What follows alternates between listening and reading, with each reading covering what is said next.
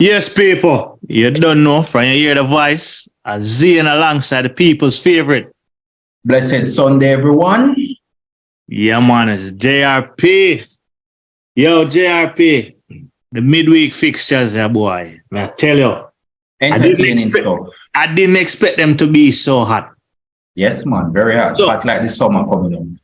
What you think? You think this Spurs game is a point gained by Spurs or 2 points lost by Manchester United? 2 points lost by Manchester United. And I will tell you why. Because Manchester United should have made light work of Spurs, because Spurs right now, they are pretty much, no offense, playing like shit. Yeah, definitely. And Manchester United, you could say pretty much the informed team. True. You'd have them winning. Yeah, that is true. And I agree. This is 2 points lost by Manchester United. Yes, good fight back by Spurs, to come from 2 goals down to, eventually draw 2-2. Yeah, got a point out of that.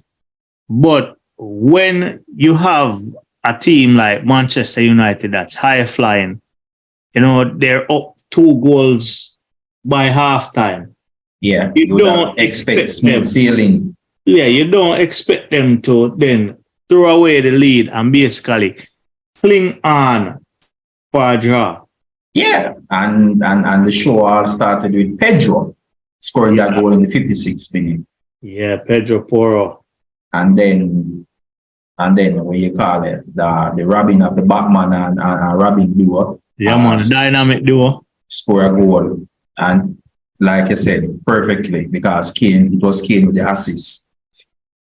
Leveling up the scoreline with 2-2. Now, I mean, if United wants to secure top 4, right? They can't let this slip, because Villa is definitely coming. Yeah, this was a match that they should have won. Like I said, they should have brushed. No offense to the Tottenham fans, they should have brushed Tottenham aside, because Tottenham have been playing poor. It always seemed like they start playing football in the second half. 45 minutes of football game. That's all Tottenham fans sign up for, or Tottenham sign up for. And they have been doing that since the start of the season. Yeah, man. So it's like the Conte mentality is still there. But Newcastle still not. They are definitely trying to make top 4, because they were rampant against Everton in the second half. And that they were. And if you come up against a side like Everton, with all due respect with Sean Dyche, who has steadied the ship somewhat, but they're still in the relegation fight. You should show your class and let Everton know that, hey, we're the better team. Yeah, yeah, man. I mean, it was in the second half. It was basically a masterclass. It was definitely a masterclass in the second half. Mm-hmm. And it could have been 5, but VAR stepped in and took away that goal in the last minute. Yeah, I mean, that, you know what? Sometimes I think I'm a little bit too hard on VAR. But sometimes I'm wondering, like, you could have made that goal stay. Yes, I could have made that goal stay. Yeah, you could have made that goal stay. So what is this for Newcastle now? You think they will finish third? Yeah, man. I think that they basically have third wrapped up. So they're definitely pushing for that Champions League spot. Yeah. Newcastle are having an excellent season, to say the least. You have to give the manager of the last season, Eddie O, all the credit. Yeah, man. That man transformed Newcastle into top contenders. True. And as we speak about transform, Southampton needs somebody to transform them, because they are basically all but gone right now. Nah, no one is transforming that team. Southampton is going down. I mean, Bournemouth last week to West Ham, but they have bounced back to beat Southampton and strengthen their own hopes of survival. And cemented Southampton back to the foot of the table. I mean, we've been saying it for the start of the season, or since Southampton's been at the foot of the season. Yeah, I mean, if you lose a game, you want to play Southampton next. They did manage to get a point against Arsenal and move up one spot up. For what? For 1 week? For 1 week, and then as you were back to the last position. I mean, Southampton is not escaping this. No. They're going though. Right now, you know what? I need to find out what are the bookies' odds of Southampton escaping. I mean, if they escape, you'll be a wealthy man. You'd be a very wealthy man. But boy, I was talking about Arsenal and Southampton taking a point off us. Right now, JRP, it's advantage Manchester City, because they handed Arsenal a major defeat. And it wasn't just a major defeat, it was a football masterclass. More like a whooping. Yeah, man. It was. So basically, what we saw was managerial 101 by Pep Guardiola. He won the tactical battle against his apprentice, Arteta. And it was miles apart, to be honest. Miles apart. Why I look at Arteta, predictable. One could say that maybe it's the players that he has at his disposal, but I'm not letting that one slide so easily. No. You can always predict Arteta starting a level before it is even announced. You know who will start. True. And like we said, the usual suspect. For me, last game week I said Saka shouldn't start, Jesus shouldn't start. And they were out and out poor. Yeah, man. Another awful performance by both players. Arsenal, go ahead. Then you had some silly mistakes in the middle of the field. It was a whooping for real. As an Arsenal fan, it was a whooping. There was nothing that Arsenal did that showed any fight in the entire 90 plus minute of that match. Nothing. Nothing whatsoever. You see, this is where I give Pep credit as well, because Pep came out and said, not Pep, De Bruyne came out and said they had to basically alter the way they played to nullify Arsenal and Arsenal's high press. And not many teams have been able to do that this season. And if they have, it wasn't in such a manner. But it was just surprising to see that City came out and was actually playing long ball football. Yeah. And it's like they came with a game plan that nobody expected. Yeah, their game plan was Alan was the outlet, because pretty much Alan just get the ball, roll up the ball, pass and get De Bruyne, and just went on about his business. I mean, you wouldn't thought that Manchester City will come with no offense, a Stoke approach. Yeah, man, a Stoke City approach. Exactly. Yeah. Nobody saw that coming. No one saw that coming. But then you know what we were coming with. Yeah. That's it, We always know what Arteta is coming with. Yeah. It doesn't change. I mean, what can I say? I mean, we saw Olin in the FA Cup. I think it was the FA Cup when they came up against City. Yep. Where he was marking Alan close. Half in time he was hugging up Alan like it was Valentine's Day. And he came back in this match and did the same thing. Listen, right? To how Holland is going right now, he's on track to break every record. The man is playing football and advertising one of them shampoo commercial as well. Man, he let down his ear and he scored a goal.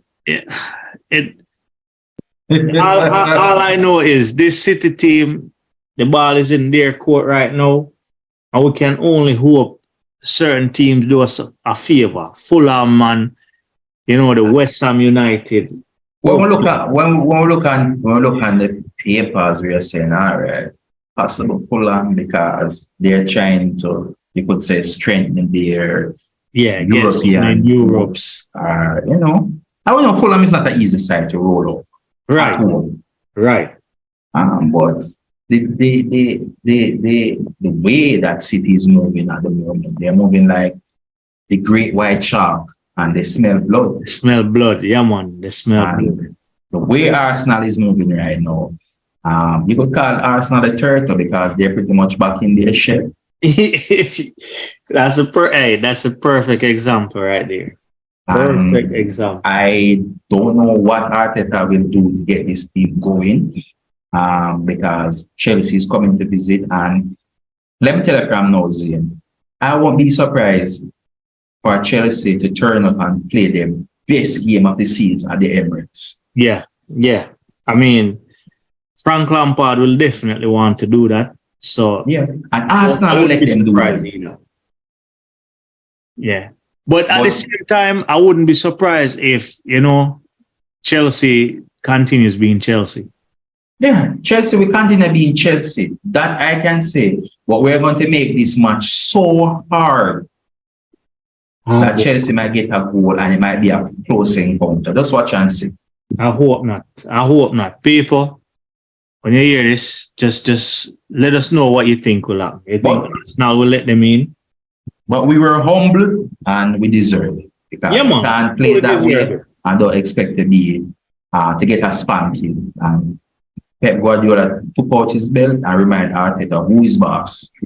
Now, with all said and done, right? We see Rio Ferdinand coming out and saying if Arsenal don't win the league and United finish fourth with the Carling Cup or Carabao Cup or whatever it's called right now, Manchester United has had a better season than Arsenal. You believe that? It's all about perspective, right? Yes. And for me, I'm going to give Arsenal for having the better season. I know it will be easily to say that whoever win the title, whoever win a trophy, I should say, will have a better season. But at the start of the season, no one had predicted Arsenal to be competing with City for a title. No one even expected Arsenal to break into the top four. We had Liverpool and we have Manchester United up there. Yes, and Manchester Chelsea United. So what Rio Ferdinand is saying that what he should be saying is that Manchester United is a disappointment for this season. No, I agree, and I'll tell you why. Everybody had United finishing ahead of Arsenal for one, and almost every single, let's say, top six fan, except Spurs, right? We look at the Carabao Cup as something to play the youths in, something to play the B team is. No fan really takes it seriously. If that's what you win for the season, basically you still get bantered. Right? Even by the teams that don't win anything. Because it's every fan considers that the teacup. Rio Ferdinand is just trying to grab onto something to say, hey, we have a trophy. But in our deep down, he knows that Manchester United should be doing better. Yeah. If they manage to get the FA Cup, then yes. Well done to them because they grabbed 2 trophies for the season. Yeah, then definitely yes. Yeah. Anyway, sliding on still, we see a Liverpool that's finding form, winning, pushing for top 4. Yes. They're seeing off a very determined West Ham, Very determined indeed. I mean, hey, what can I say? Liverpool is like... It was close. It was very close. But it's like their attack is a Rolls Royce. And then their defense is like a handicap. Yeah. I would agree. I don't know, but to how Liverpool is going, it seems they're definitely not giving up hope on the Champions League. The fight for me, the fight is a little bit too late, but they are finishing strong, and we have to give them credit for that. A little too late in joining the party. This Liverpool should have playing this way a long time, but concerned for the leaky defense, like you said. Yeah. Well, it's more like a house with the roof of many holes inside of it, because that's how Liverpool backline is at the moment. Van Dijk don't look the player that he was. None at all. None at all. He's not the feared centre back. No, he's not the fear. I mean, this guy was being compared to the greats of the John Terry and even the Rio Ferdinand and stuff like that. But currently right now, let's just have it down to just being an overall bad season for him at Liverpool. Definitely.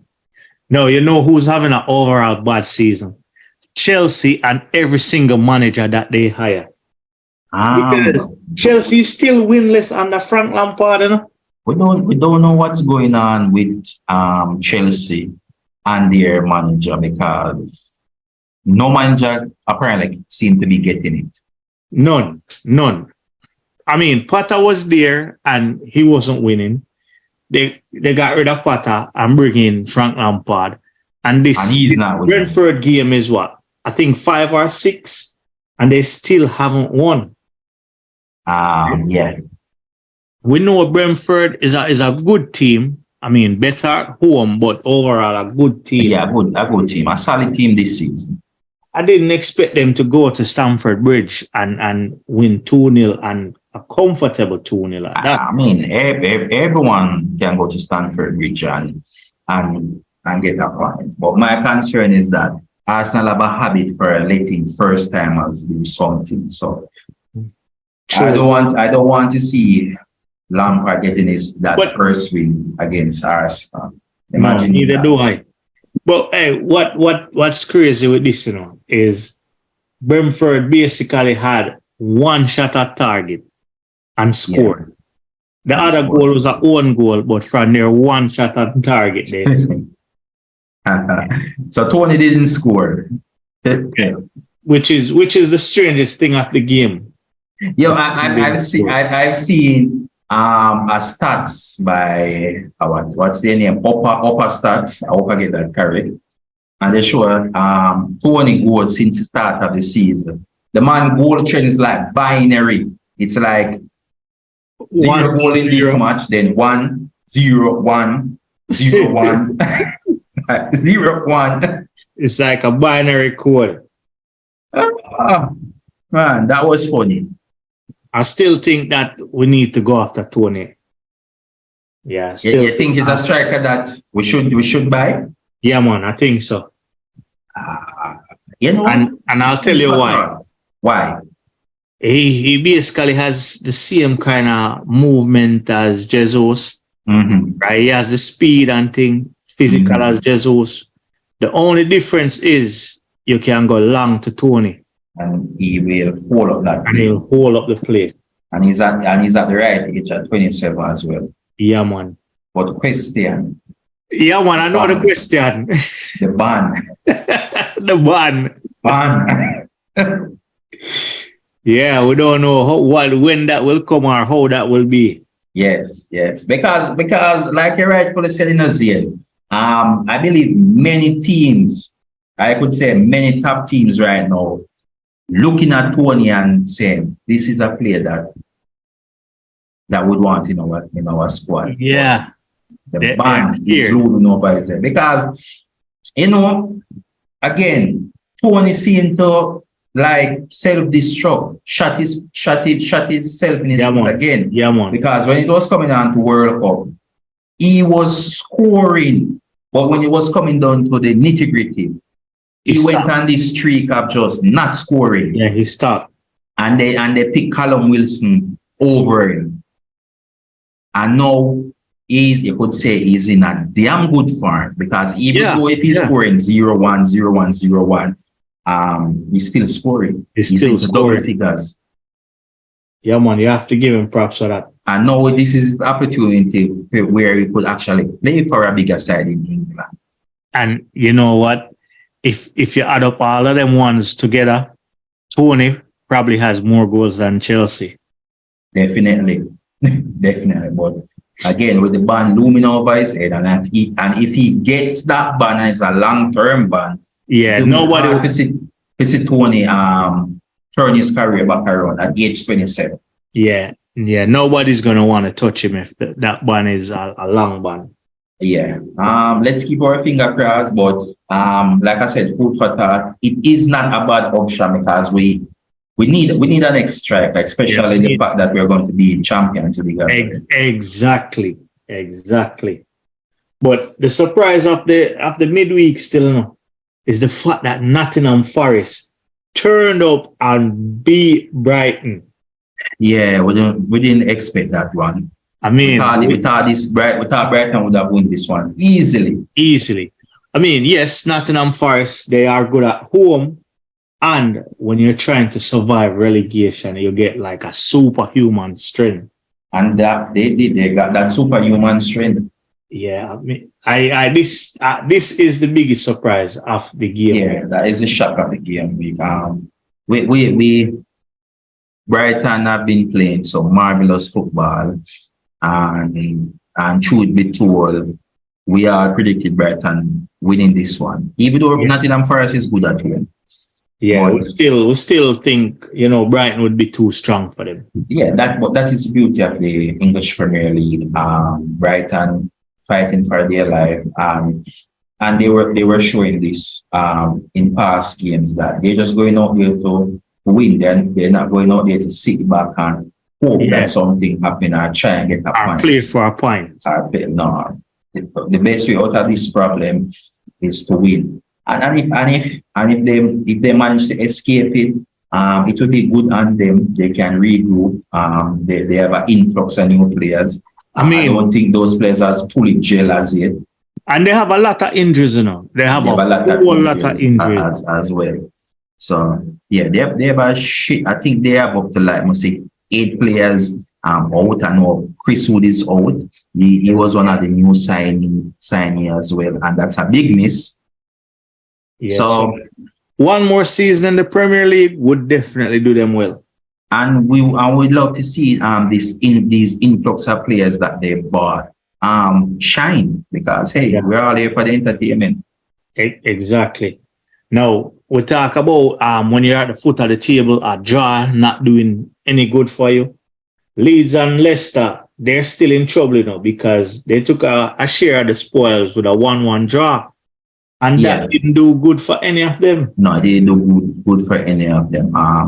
It would definitely help the teams above them, like Nottingham Forest. Like they would pretty much enjoy that. But both teams needed the win. But in fairness, when you look at both teams, it's not encouraging. No.